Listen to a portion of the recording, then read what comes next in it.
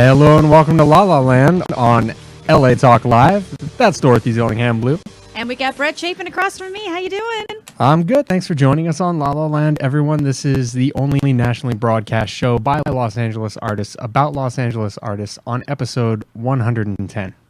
Yes. Happy Saturday, everybody. Happy Saturday. How's spelling bee going, Dorothy? Spelling bee is going great. We are on week 4 out of 5, so we close next Sunday, May 12th, and tickets still available on Gold Star, or you can call 310-454-1970 or go to theaterpalisades.com. We had a great house last night. We've had some really, really receptive houses, so that's been a lot of fun. It's a show that when the audience is really invested in the story of the characters, that's what makes it more enjoyable for the entire room, not just those of us on stage. You can hear Yes. the people in the audience whenever something happens to a particular character, or you hear a, oh no. I actually heard someone go, no, the other night. It was really sweet, and people that, usually I have people that I know in the audience, but last night I didn't know really anybody on a first name basis. So that was kind of cool, because I came out and there were people that I'd never met before, and they were like, you were my favorite. Nice. So that's always fun to hear. What's funny about that show is just all the audience participation and stuff that really makes the show. For people that don't know what we're talking about, who are turning in for the first time right now, Dorothy is in the 25th annual Putnam County Spelling Bee at Theater Palisades, theaterpalisades.com for the next 2 weeks, right? Yep, we close on May 12th, so come on out and see us. Yes. And hey, if you are a La La Land listener and I have not met you before, please hang out. I change quickly, and I'd love to meet you guys. So this is, of course, I've just joined the show in January, so I'm anxious and happy and willing to meet our listeners. Absolutely. I know Tyler Barton wants to meet you. I know. It's like, why hasn't he come to the show? Yeah, well, he lives in Oklahoma, so it might be tough. Well, But, you never know. What are you going to do? Oklahoma's awesome, though. So. Yeah, it is good stuff. Speaking of Oklahoma, and speaking of Spelling Bee, we have with us one of our guests today. Sean Harrington has directed Spelling Bee. That is true. We're going to be talking with director Sean Harrington of Spamalot, right now playing at the Simi Valley Cultural Arts Center. For information on that, go to simi-arts.org. I saw it last night. It's hilarious. Awesome. Yeah. Oh my goodness. And I me, I listen to a lot of Sirius XM on Broadway, and I love the Diva's Lament. That's one of my favorite songs ever. So. Awesome show. And my friend Darianne sang that. She did a fantastic nice. job. So shout out to Darianne, and to Austin Miller, to Don Nada Giacomo, and everybody else that I might know who's involved in that show. It was a great job. So go check it out at simi-arts.org. We're going to be talking with Sean a little bit later on in the hour. And if you have any questions for Sean, make sure to give us a call at 323-247-7443, 323-247-7443. Or you can send us questions on Twitter at La La Land Talk. Mm-hmm. Do we have some theater minute We stuff? got some theater minute stuff. Great. Not too much, but Center Theater Group, our friends over there were kind enough to invite me out on Tuesday night. I got to see the opening preview of Joe Turner Has Come and Gone, an August Wilson show. Do you know this show? I am familiar with it a little bit, not extensively, but yes. I was not familiar with it before I went in there. It is an amazing, amazing show. Lilius White is in it. Big Broadway star. I could honestly, I could listen to her read the paper, and it would be, I would be enraptured. She's amazing. Keith David is in it, who I know from the John Carpenter movie that he did back in '85. They Live. He was great. Remember They Live? Oh yeah. Yeah, with Roddy Piper. Nice. But he's of course done a lot more work since 1985, and it's much more well known for other work that he's done. But it's a fantastic show. Joe Turner Has Come and Gone, playing right now at the Mark Taper Forum. I believe it had its official opening on Friday. So it's playing for the next few weeks. So find out information about that at centertheatergroup.org. Cool. Good stuff. American Misfit is still playing at the theater at Boston Court. Go see it at bostoncourt.com. I haven't gotten a chance to yet, but I'm hearing great things about it. And our friend Michael Seal is the executive director over there. Always puts on great work. Always.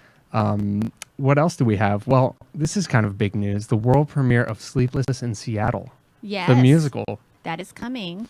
Our friend Jonathan White over at Pasadena Playhouse. Mm-hmm. That opens on May 24th. I'm really looking forward to seeing that. Yes. And I kind of want to just be there during previews or an opening just to watch Jonathan White. I mean, he's pumped. He is super pumped for the show. So and you know what? If someone is that pumped about a show, then it's infectious. And so I really want to see. I almost want to watch them watch the show. You know? It was funny because when he was in here, I think we were actually promoting another show that Pasadena Playhouse was doing, and he spent so much time talking about Seattle. He's excited about it. Sheldon Epps, who's been a guest on here, is going to be directing that, and and that's on its way. Like it's not just at Pasadena; it's in its pre-run to head towards New York. I think is really. I believe, their pathway. I believe it's going to Broadway after Pasadena. Mm-hmm. Pretty big deal. Congratulations to them over at Pasadena Playhouse. It's good times when you have people that are passionate about a project and you know it has this future life. A friend of mine from college, Kate Baldwin, is in Big Fish, and that's going on in Chicago right now before it heads to Broadway. So that's really exciting. And she also just got some notice from she was in Giant.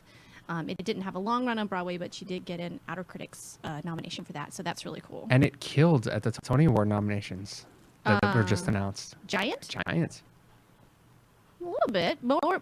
Kinky Boots did more. Kinky Boots and Matilda were the bigger sweeps. I thought Giant and Matilda were the two big ones. No, you're talking about drama. I think you're talking about Drama Circle. Maybe I'm thinking of Drama Circle Awards. Or Outer Critics or something. Because I remember, everybody thought that Matilda would be the one that would sweep the nominations, but Kinky Boots beat him by one. They're 13 and Matilda's 12. Yeah, so we'll see what it is. I'm excited. I love the music from Matilda, but I've been listening to more Kinky Boots, and that Cyndi Lauper, man, you know, she's a go-getter. Where'd she come from? But no, she really has a great ear for telling the stories, and you know, if you're nostalgic like me, and you know, her songs have always been a story, and so I think her transition into musical theater has really been seamless. So it's exciting to hear her. And what guy, you know, around our age didn't have a crush on Cyndi Lauper back in the day? Really? I guess she was. Yeah, she was. And the hair. Her little high voice. Right. Yeah. I grew up in a very conservative town, and yet we all still at one point had either, you know, the asymmetrical going on, or if we weren't allowed to cut it, we would put all of our hair like in a side ponytail and tease it or something. Nice. Mm-hmm. Call in and tell us about your side ponytail, guys. Yes, please. 323-247-7443. Well, you know they have that hair chalk now that like makes it really easy to do this. No, but here's the thing: is like somehow Rex saw, my son who's 4, saw a commercial when I was in the bathroom or getting ready for the day or something, and I come out and all of a sudden he starts talking to me. He goes, "Mommy, you need to get the crazy hair chalk and put it in your hair." And this is how commercials work. You know, he goes, "You put it in your hair and it just comes out with shampoo." I said, "Thank you, Rex." He goes, "So we need to go to the store right now and go get you some hair chalk." So if I come in next week with pink hair, please come in with pink hair next week. I would love that. I know, with my dad in town. Yeah, that'd be awesome. Your dad's on air next week too. He is. Right? Dr. Rex Dillingham is going to be on air. So he's coming in from Columbia, South Carolina. He is a great mix of he's like if Michael Caine and Andy Griffith had a third brother. So, you know, if there were 3 brothers, he would be that third brother right there. Love that description. Yeah. I cannot wait to meet him. Yes. He's an experience, yes. Good stuff. All right. Pink hair and your dad next week. Good times. And Antaeus Theater. Looking forward to it. Yeah. So classic. We're classy here. Yes. So here's some exciting news. Yes. So you know Musical Mondays at Club 11. Right. Right? Mm-hmm. I have been wanting to perform there for 2-3 years. I mean, I think any theater actor that does musicals has wanted to perform there. Absolutely. So I got an email last night that our cast of Rent is going to be performing there this Monday. Shut the front door. Are you serious? Yes. Wait. So this Monday. This Monday. Yeah. Oh my goodness. 2 days notice. That's so exciting. Yeah, it's going to be a lot of fun. It's going to be at Club 11 in West Hollywood. Guys, come out at 10 o'clock. We're actually performing with the other Rent cast that is doing their show that opens around the same time as ours. So we're going to have a rent-off. A rent-off? We're going to sing. They're going to sing a little friendly competition. The audience is going to vote by applause or something. I don't know. Oh, my goodness. Yeah, it's going to be a lot of fun. 525,000. Oh, my gosh. It's going to be who can out angst each other. I know. A lot of angst going on. We can be more depressed. Okay. Oh my gosh. Yeah. I'm sorry, but okay. So I'm like one of the last people to watch a Smash, and so I was watching it on demand, and they totally ripped a storyline from the creation of Rent, like straight. I mean, they already were with the hit list, the sung through musical they were doing, and now they had the one of the creators, like, well, you don't know if he's dead or not. Sorry if I'm giving this away, but whatever. Like I said, I'm like one of the 4 people left watching, but they killed off one of the creators of the Rent-esque show. I mean, well, please be original. I mean, oh my goodness. I mean, I know everything is inspired by something else, but it's a little too literal for me. Really, come on. We could do an entire hour on Smash and my thoughts on it. And your thoughts on it.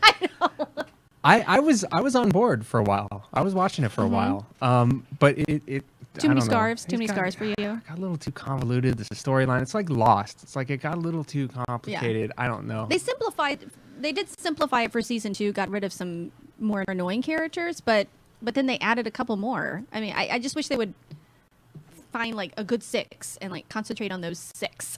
That's it. Yeah, I hear you. Krista Rodriguez being one of them. Like, she's a good one. Keep her around. Make her bigger. Good. Keep Deborah Messing too. She's great. Yeah. The main ones. Anyway, NBC, are you listening? Thanks. Yeah. Oh, and Thanks. Shout out to Fox, by the way. Thanks, my Fox LA, for following us on Twitter this week. Nice. Thank you, Fox. Getting back to Rent real quick. Yes. If you want 25% off your tickets, guys. Ooh. 25%. This is an exclusive offer specifically for La La Land viewers. Go to therentproject.com and in the coupon code type La La Land BTS, which stands for Beyond the Stage. It's the name of the production company. 25% off your tickets. Nice. Pretty easy. And we open May 31st and run to June 2nd. Therentproject.com. Cool. Yay. So they are nice enough to extend that. We're the only talk show that they're extending that to. Because we're fancy. They might know someone in the cast. I don't know. They do know someone. Yeah. Or we know someone in the cast. Some right? nerd. I don't know what his name is. Or they know someone. Not sure if I like him or not. Therentproject.com. Hashtag actor problems. Exactly. So we're going to be... Anything else? Theater Minute stuff? Theater Minute related? Theater Minute related. Yeah. That's all I had, I think. It's been crazy. I feel like it's been a crazy theater scene for about 2 months now. That there's been like 20 shows running at the same time. Yeah. And now I feel like everyone's able to breathe and maybe be able to see each other's stuff. Like I haven't been able to see anything because I've been in a run. And, you have to sort of tip your hat and offer apologies. It's kind of ridiculous because for the LA Stage Alliance, we have to see 25 shows a year. I've not gotten to that yet. I mean, just there's so much going on. Yeah. And I should mention too, for the LA Stage Alliance, if you guys are interested in being voters for the Ovation Awards, we have our applications are open now at lastagealliance.com. I wanted to mention that. Should we talk about Fringe Faux? I was about to ask you about Fringe Faux. See what's going on. We need to get some responses. We've gotten a few, but we haven't. We don't have enough yet for the full 12. Okay. So if you would like to have your Hollywood Fringe Festival show highlighted on our show and spoken about, free advertising, free marketing, pretty simple, send us an email to lalalandtalk@gmail.com with Fringe4 in the subject line. What we're going to be doing is highlighting 4 shows over a period of 3 weeks of the Fringe Festival, talking about them on air, hopefully seeing them, and being able to report to you guys. So send us an email with Fringe4 in the subject line. Great. If you would like your show that's not in the Fringe to be highlighted, send us an email, tell us about it with Theater Minute in the subject line. Yeah, we're happy to talk up your stuff. That's our deal. We're all about free advertising for now. For now. On the show. Take advantage of it now. Yes. Yes. Seriously. It's going to be costing pretty soon. Just a little bit. Actually, new news for LA Talk Live. We got some new cameras here, and we've got a big screen TV that's going to be going over here, and you guys can advertise on that screen. That's right. So new opportunities coming. Yep. Now, just an update on the LA Stage Alliance storage space. I think they did reach their mark for storage, didn't they? They did. They not only reached their mark for storage, but they reached their phase 2 mark. They did reach it because it was like I was following it until I had to, do things like laundry. So, and then they got the truck. They got the trick, which is very exciting because what this means is that, you know, it reduces environmental waste. It is a cost-effective way for not only striking your set and storing it, but also for renting pieces that maybe another production had done before. So this is an all-over saver for the LA community, and something that I think is a long time coming and is going to be very helpful for companies throughout LA. I agree. A storage, just to have a storage space, a central storage space where people can rent out materials and set pieces and things like that. It's so great. So congratulations, LA Stage Alliance. And I'm looking forward to going to your new membership orientation tomorrow. So I'll probably have more information about it. Yes. And report more next week. Report. Yes, sir. I'm on it. So we're going to be back with Director Sean Harrington of Spamalot at the Simi Valley Cultural Arts Center.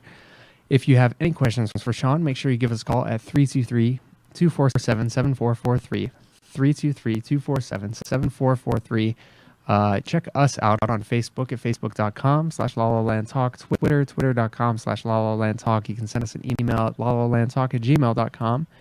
And we'll be back on La La Land Talk with Brett and Dorothy on LA Talk Live.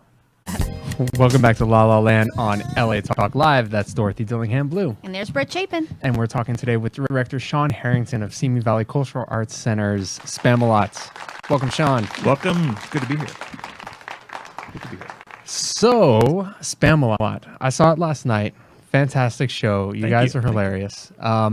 What gave you the idea to produce this particular show at Simi Valley?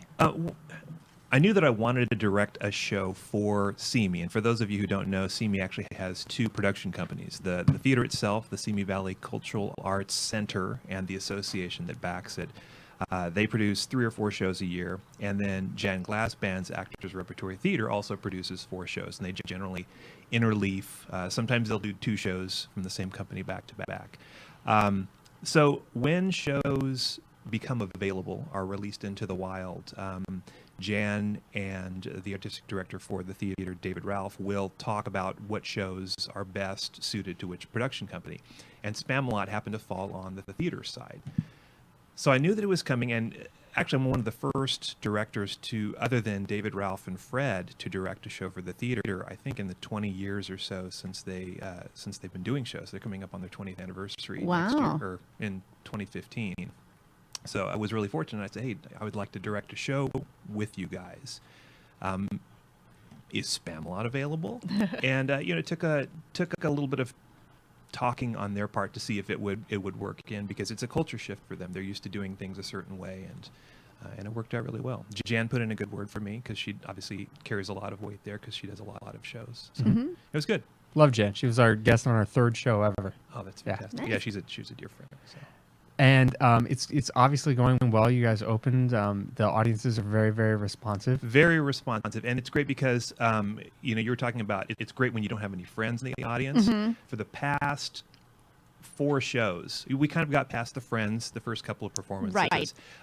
But after everybody gets cleaned up and comes into the lobby afterwards, a lot of the actors have been depressed because there's nobody there to see them. I mean, you'll have 1 or 2, but the audiences, they don't have anybody in the show, and they're really great audiences, but people who want to come to see the show. You're not packing the house with friends, and that's fantastic. Yeah. Definitely. So, a little bit of a letdown for the actors.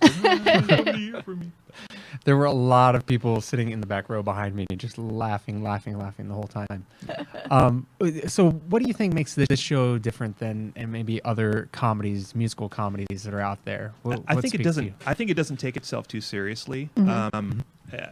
When the whole idea came up for them to maybe turn a Monty Python into a musical, Eric Idle and the rest of the living Pythons, of course, Graham passed away many years ago. They knew they wanted to do something that was true to the material, but still was able to kind of skewer a lot of the norms of musical theater. And we do a lot of that. I mean, we take a lot of this stuff and just really put a sword through its head. And they've done that really well. And Eric Idle comes from a background of doing the music that he writes, of course, for the movies and for the show when it was on. Are very true to classical English pub music or popular music. A lot of this type of stuff. So John Duprez, when he wrote the music for that, carried that on really nicely. There's a lot of homage to the music has, you know, things singing in the rain in it, and they just totally skewer everything. But he still keeps that very poppy, you know, singable stuff in the show.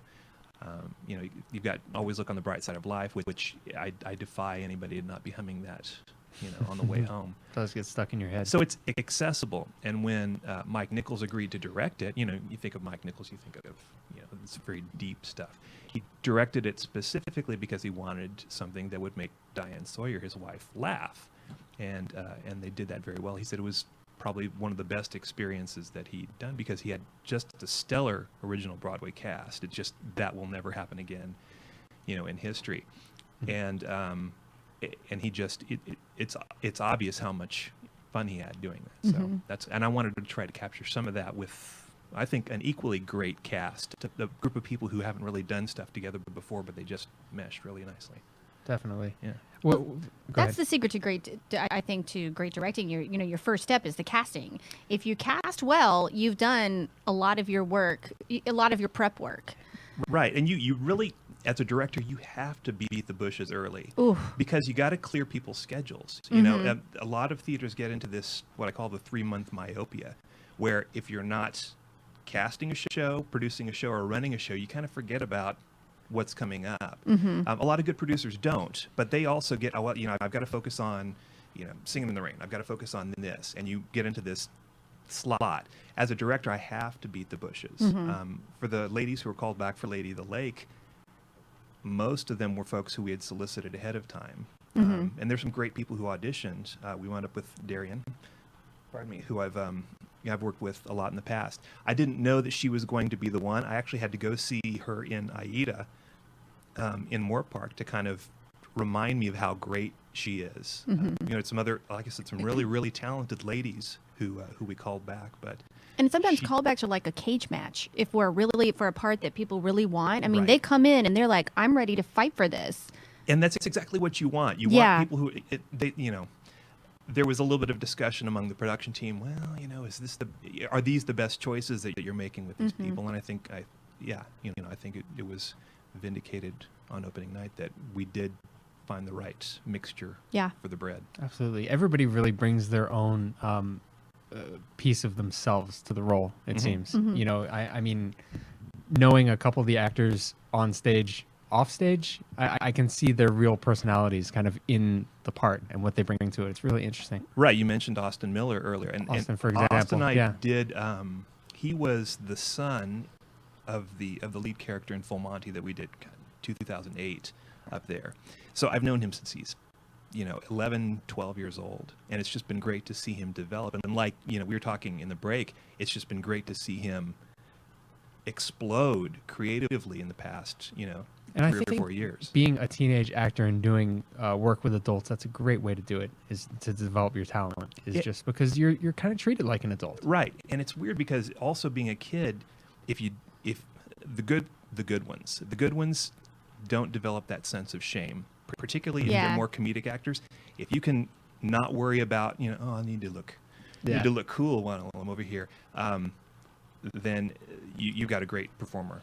That's where a lot of young actors lose it. I think around whatever age, 14, 15, they start worrying about looking cool instead of doing the It's parts, the vanity aspect of it. It's all right, you know, if your character has a lot of vanity, then that's one thing. But if you as an actor have a lot of vanity, it's a chokehold on your creativity. Right. We've all auditioned with those actors with a lot of vanity, and it's just they don't seem to be successful. No, they don't. Yeah, no, you need to do what the director tells you. Yeah. So spelling bee. Spam a lot. Yes. Spam a lot.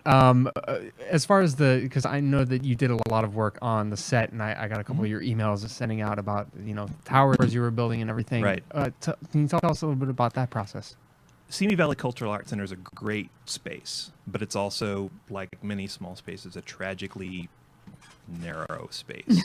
Not a lot of wing space. We have a 16-foot by 24-foot elevator at the back of the space that we all fold things up nicely and neatly into, some stuff off stage. So I knew I needed to get a couple of anchor elements for the stage. And at one point, the towers that we use that are there the whole time in the show, we're going to actually climb up the side walls of the house a lot. But I also, in my day job, work for the Ventura County Fire Department, and I spoke with some folks in building and safety, and they said, that's not quite a great idea. You're blocking off sprinklers and egress paths. And I said, yeah, it's not worth the risk. So we scaled it down, and there's actually 3 or 4 scenic elements that I had originally designed for the show, 2 huge staircases and a platform that were going to come down stage and be very dramatic during the reveal of Prince Herbert and his father. It was just too much for the stage crew to move in and out. We have our orchestra way upstage behind a cutout. It's easier for us to maintain the sound levels back there. I would love to feature them more. I'd love it if we could drop the mountains and expose them during curtain call. There's just not a way to do that. Yeah. But you start to simplify. Tech Week, all things become clear. Yeah. And we very quickly cut a lot of those elements. So hopefully we'll be able to use those again in La Cage aux Folles or something like that. Hey, yeah. Looks fantastic, though. Thank you very much. Absolutely. Yeah, a lot of people working very diligently. We were very fortunate this year. Normally, between the 2 weeks between the shows, CME will do a concert. They'll have one of the tribute bands that kind of makes their rounds in CME. We were fortunate this time that we didn't have those, so we could actually start building and installing the night that Legally Blonde closed. So we good. Yeah, Easter you were done Sunday, pretty early, I yeah, remember. Easter Yeah. Sunday we shipped it off, packed it up, and got it all installed. Ooh. Fantastic. Yeah. We're talking with director Sean Harrington of Simi Valley Cultural Arts Center's Spam-A-Lot. If you have any questions for Sean, be sure to give us a call at 323-247-7443, 323-247-7443. You were touching on the casting process a little bit before. What do you think makes the casting of this show particularly good? Is it the level of the actors, or is it something else? Absolutely. Now, for me, when I cast, I look for 2 things. Obviously, talent. Yeah. I hate to say you type people out, but you do. You look for talent when you cast? Well, Yeah. It's so Shocking. visual. but really a particular type of talent. I look for actors who I know can trust me and who I think have a level of trust that they can offer, because you can't steal trust. You have to offer it. And then in this particular case, most of the people I cast were the ones in the audition process who were not doing impersonations of the Pythons. Nick Ferguson, who plays Lancelot and the French Taunter and the Knee Knight, he was one of the few people in the audition process who wasn't up there doing a John Cleese impersonation. He really brought something new to it. He really steals that scene. He does. Taunter. He does. Yeah. But he still pays homage to the original thing. He gets the inflections of the elderberries line just perfect. Yeah. And there's a little bit more that he adds to it. In the scene readings, particularly with Lady of the Lake, what really set Darian apart was, aside from the fact that she's got smoke instead of pipes, she just really sings the hell out of it. She got the interaction between her and John D'Antona, who plays Arthur. They really meshed up. The other ladies were great. She was just a little bit better. So, and that's always the kill. Whenever I cast, I always call the people who I don't cast and say, "Here's, I'm casting somebody else," because I feel it's important to tell them that, and it's painful, because I can hear. We spoke about Dawn earlier when we were doing Avenue Q a year ago. She wanted to do that role really well. She wanted to do Kate Monster, and she was very good. But that call was difficult. But I'm glad that I made it, and she thanked me later for making that call, because it's pretty rare. I don't know that at certain levels that you can always do that, because there's that level between the casting director and the director. But did she play Kate Monster or no? she did not. She auditioned very well for the role, but it went to Danielle Judovitz. So Okay. Well, you can't win them all in acting. We all know that. Exactly. it's just Just another gotta keep show. going. Just another show. And and that audition, because she was like so invested in it, you're gonna remember her Absolutely. always and always. So the audition for a particular play, commercial, whatever, is not the final audition in your life for that person. It's not the only project you're auditioning for. Right. Every audition is for a project that all the people in that room and anybody who sees you on tape, it continues. So. And directors talk. They do. They're not always friendly, but they do talk. A friend of mine, Devery Holmes, is going to be casting Forever Plaid up at Caneo Players. And I Facebook messaged her the other day. I said, hey, you've got to come out and see some of these guys in Spamalot because they're very, very good, especially if you're going to go with, and I think she is, a younger cast for Plaid, because a lot of productions of Plaid you see, they tend to be 30 years old-ish. Very accomplished singers and performers, and they get the humor in it. However, if you can turn a bunch of guys who are actually the right ages into that, I think there's something great that can speak to new audiences with Plaid, because Plaid is very sweet. It is. And the characters are written in their like 19, 18, right? Yeah, they've just graduated high school. Yeah. You know, when they get creamed by the school bus of Catholic schoolgirls. So, I love that show because I was in Boston after I finished high school, my family, we decided to take this road trip from Columbia, South Carolina to Prince Edward Island, Canada, all in our, Chrysler Town and Country minivan, like the whole family, grandparents, my sister and my parents and I, all we go. And we go to Boston was one of our stops. We stopped at several places, Mystic and Salem and all these things. But we went to Boston, and my grandfather was being so grumpy the whole time. And so, well, we're going to go see a show. And he goes, what are we seeing? What are we, Forever Plaid. What is this show? What is this show? We sit down, and the music starts. And at this point, he's, in his late 60s. And his posture changed. He immediately woke up. He goes, this is my music. This is my music. And he all of a sudden went from being in his late 60s to being in his early 20s. And right before my eyes watching that show, it was so magical. And then they started playing Perfidia. He was just nuts. And he played drums in a big band. He's like, they're playing Perfidia. They put my sister on stage. It was a wonderful experience. It's one of those, those moments where you're like, theater. And even though he kind of came to my stuff under duress at times, he loved Forever Plaid, which I'll never be in, but my wife and I were fortunate to see the original production at the Cannon Theater, many, many moons ago with the original cast. And I still see a lot of those guys, in shows with Cabrillo and other stuff, and friends with Jason Gray. We're both from Oklahoma. And it's just great to see those guys do other stuff, because I think of that night and how great that original show is. And it just gelled perfectly. Great group of four guys in that show. So. Yeah. There's one of our board members at Theater Palisades that's been lobbying to do that show at Theater Palisades for forever. And yes. It's easy. I mean, you do spend a lot on props and a fair amount on costumes, but it's like I said before, I like those small, smart shows. Yeah. Spelling Bee is one of those. Avenue Q can be one of those, minus the whole multi-$1,000 puppet thing. Seriously? Yeah, but they're small and smart. You don't they play well to small houses. Mm-hmm. So, yeah, last 5 years, another example. Yeah, small show. It's not a comedy. Austin Miller but. was he was also in that. You said yes. You saw that production, not necessarily with him in it because he was the understudy, but he was very good in that as well too. So, I heard. Yeah, absolutely. So, what else is going on for you? I mean, you work at other theaters besides See Me, right? I do. I work at a lot of theaters in Ventura County. And what a lot of people forget about is that there's a lot of really good theater going on out there, where you get this dynamic in NoHo and certainly in Los Angeles and Hollywood of people who kind of want to, I don't want to say pad their resume, but their agents will say, I need to see a little bit more of this before I can put you out on these sorts of calls. Those roles get gobbled up very quickly. There's a lot of really good stuff going on. You've got some really great shows. I mean, like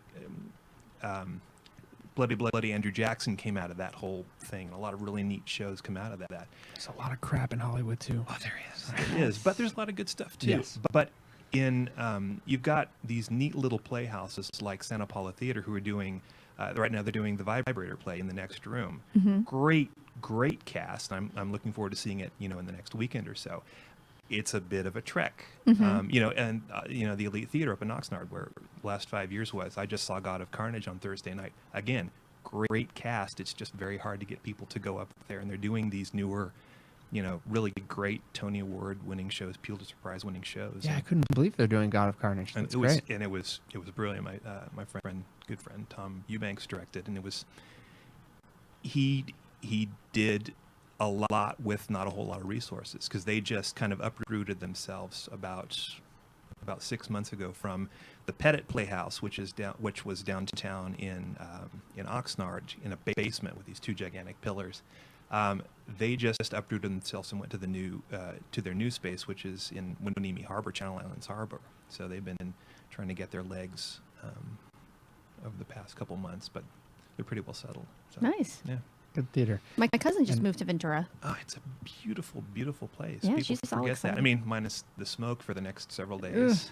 I also work for Ventura County Fire, so shout out to those guys who are on the front line keeping those homes safe. Absolutely. Yes. Thanks, guys. Thank you. Well, now I wanted to ask you. So, did your path to being a director? How did that? Were you an actor as well? I'm not. Yeah, I think it's been my experience that most proficient directors, because I won't say good or bad, because know how to work with all levels of actors, and particularly when you deal with non-professional resources, actors, musicians, and stuff like that.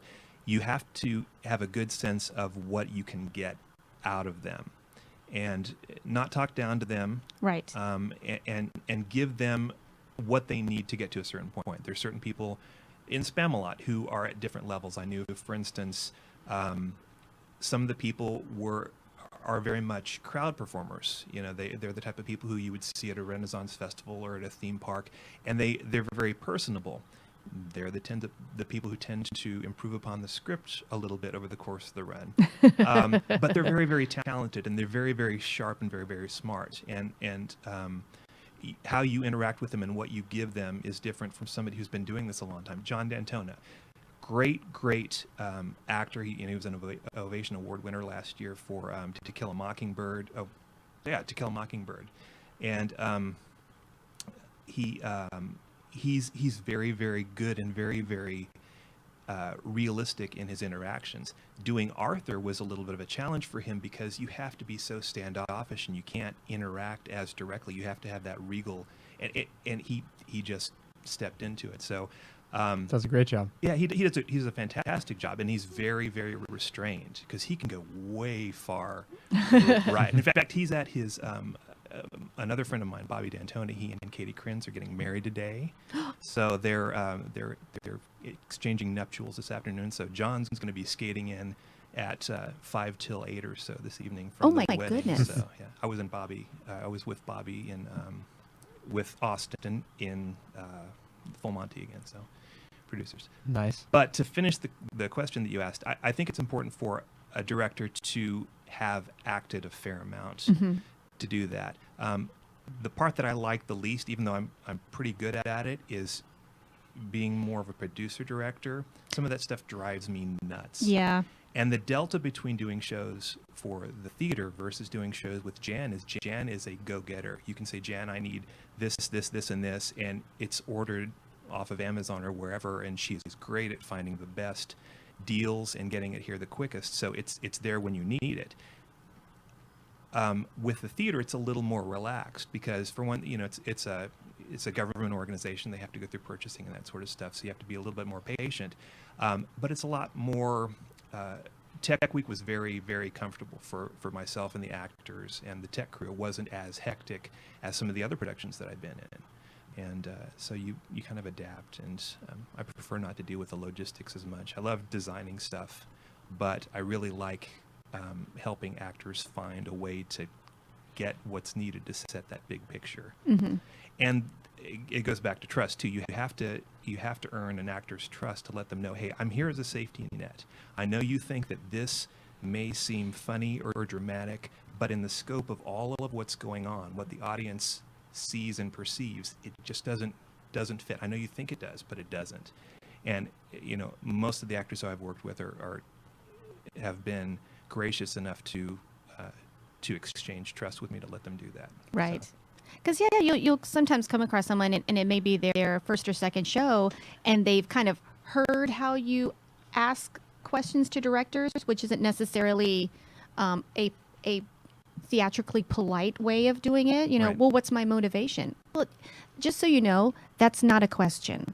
That's not a question you ask the director. The director gives you a direction, and within yourself, you find the motivation to provide the motivation, why you do the director's request for why you cross, why you hand over anything. It comes from inside you. I agree completely. Your motivation is that you're lucky enough to be here. Well, that too. Sometimes that's it. But again, depending on the level of actor you're dealing with and their level of experience, you'd have to have a little bit of tolerance for that. I have had people ask me, what's my motivation? Well, how about this? What if Fred wasn't doing this? What if he was thinking about changing the tire on his car? What if that's what his focus is, and not anything that's detailed in the script there? Play with it. Bring me something different. Exactly. Find a new way, as one of my teachers up at CalArts would say. Find a new way. Or my favorite improv game. Have you done New Choice? Have you ever done that one? I love that. It's my favorite one. Ding, New Choice. I know. I'll take it. Go. I think as an actor, I can speak for myself, but I think I can speak for most actors when I say we prefer to work with directors that have been actors. It seems to help. Although I've been with some really, really great directors who give you a lot of latitude. David Ralph is that way when I just did Spring Awakening. And he adapts really well to different levels of actors too. I won't say that he left me alone, but he was I have a great deal of trust with him. He says, when you do this, I can't have you do this. I need you to be here. And I don't, he knows that I know that means I have to figure out a way for my character to get here. Mm-hmm. And sometimes you get directors who are a little more hands-on. I need you to do this. As long as they don't give line readings. Well, that's the worst. Yeah, and I always bite my tongue. As an actor, that is one of the first things you want to do, particularly if you're a career mimic, which I think many good actors are. It's a little bit of a tongue biting for me as a learning experience. It can be hard, yeah. Especially, I can see that. Especially when you have, if somebody doesn't know the show, although I hesitate to give people the cast recording or the Broadway bootleg, sometimes that is the only way where you can demonstrate what that particular thing is. In classic vaudevillian or burlesque things, you would do it over time, and you would sit in the audience or off in the wings and watch the more senior performers get that, and you would get that comic timing. Yeah. There's not a whole lot of that. I mean, there's a little bit, but sometimes you just have to shut up and take your direction. Yeah. Teaching comic timing is not an easy thing, but I think it's something extremely valuable. And you said your wife works with youth as well. And she does. She's got six productions that she's working on. She's in the vacuum that is our public school system. She does a lot of after-school programs. I do that as well. Yeah, Annie Jr., God bless MTI, and oh Broadway yeah, Junior. Man, those things. It's the great liberator. And for her, she loves watching kids who would normally kind of get pushed out of bigger programs, the more Broadway-centric programs when there's casts of 100 kids. Right. Where you've got Grease with 7,000 greasers on stage. Let's just talk about the fact that there's Grease with kids on stage, but that's a whole other thing. There is actually a Grease Junior that has been released, and so I know. But she enjoys watching these kids come out of their shells and watching them come along. She does not. She doesn't reward kids for who've been in the program. I need to give her a Molly, or I need to do this.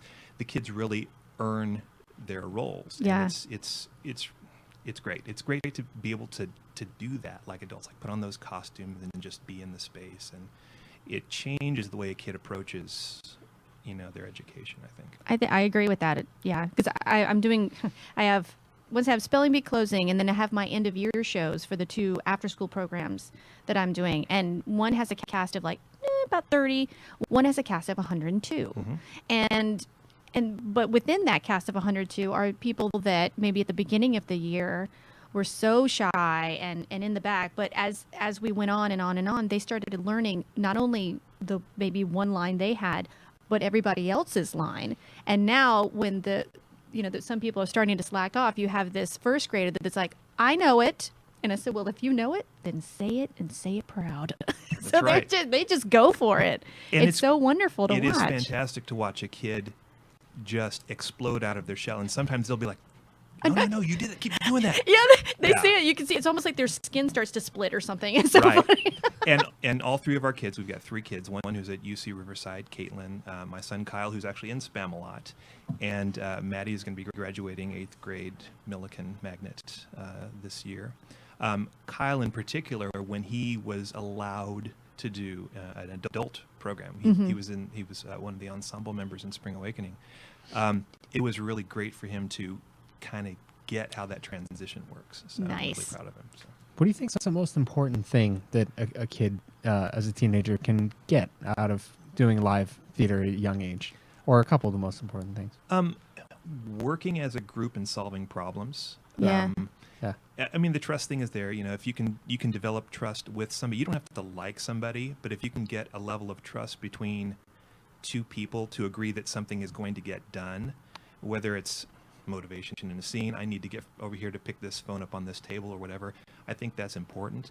But with kids, being a part of a bigger whole and knowing that you don't necessarily have to be the star or the person of focus, you know, to be an important part of that. It also, I think, eventually prevents a little bit of scene chewing, you know, as they grow up, and not just in plays, but also drawing focus in meetings in the workplace, just being a good person and really working, again, as part of a team, and seeing that you can be you can be a cog. It's okay to be a cog. I don't think you kind of get that in sports, but I think to a different level. With theater. I got hit with every ball in PE. I mean, me going to sports was sort of a dangerous thing. So, I mean, thank goodness there was theater to teach me how to work in a group. Otherwise, it would have been disastrous. I mean, shot put, medicine ball, like all of it, almost to the head. So, you know, thank goodness for theater. You, Dorothy's elementary school theater teacher. Yeah. Good stuff. Miss Dozier. She was awesome. Miss Dozier. We need to make a musical dodgeball. And have Miss Dozier be the... Miss Dozier was awesome. But here's the thing. Miss Dozier came to all of the middle school plays and all the high school plays. So she attended all of them. So she knew I had like no proficiency in like the high jump. But she came to all the plays and she would say, you know, I was in Charlie Brown. She goes, Snoopy, you did really good in that play. I'm like, well, thank you, Miss Dozier. That's been one of the best things. Whenever Maria does shows, that's my wife, it's great to see the teachers there. Because they're very... And teachers who you wouldn't expect. Yeah. The PE teachers, the librarians, you know, it's great how much the teachers know that it's a vacuum, you know, that there is only so much they can do with standards and everything, and bless their souls, they do everything they can to give their kids the best education. It's when they come to see those shows and the kids just light up that Miss Smith or Mr. Williams, you know, thought enough to, you know, to come see them. It's really not that big a deal. They just kind of stay after school and watch it, but it's great for them. So kudos to the teachers who do that. Last chance to talk to director Sean Harrington of Simi Valley Cultural Arts Center, Spamalot. 5 minutes. Oh, man. I know, Give us it goes a call really at fast, doesn't it? 323-247-7443, 323-247-7443. What would you like to tell the audience about Spamalot, people who haven't seen it yet? If you have never seen any Monty Python at all, that's okay. You don't have to know the jokes. They're all laid out very nicely and very expertly by this cast for you. Walks you through very nicely, so don't let that be a deterrent. If you've seen, you know, any of the Monty Python pieces and you think that you're kind of jaded or you think you know what it's like, it's great to see those additional things. All of those moments are there. All the things you expect. The line readings may not be exactly like you expect them to be, but there is a reason why we get there. And one of the best things about directing is being able to surprise an audience, even if they weren't expecting it. There's a number of things that kind of take the movie, Holy Grail, and go at a completely right angle from what you're expecting. Lancelot is one of those scenes, and there's just a lot of great stuff, you know. So absolutely, the whole thing. One of the actors lost his wig in the middle of a scene last night. And it worked perfectly because it's Spamalot. Yeah, no one even looked twice at it. You know, yeah, God this bless big blonde wig fell off. Nicholas Herbst for for being a trooper and pulling through that. So, it ain't little liaisons. It's okay if the wig falls. You know, right. Awesome. Well, and you know that's this cast, and that's one of the first things I always try and prep actors. I say, if you think it's going to happen, it will happen. There's going to be a night when you're not going to have that book there. And Austin, when he plays one of his roles, is supposed to be reading from a book, and one night it wasn't there. And you just move on, and being able to think on your feet, as he does really well, is part of being professional, even if you're not being paid. Love it. Yeah. Well, congratulations on a successful show. Thank you very much. It's Best been a of luck on pleasure. the rest of your run. Thank you, live studio invisible audience. Yes. This was Sean Harrington, director of Spamalot at Simi Valley Cultural Arts Center, simi-arts.org for any information on that.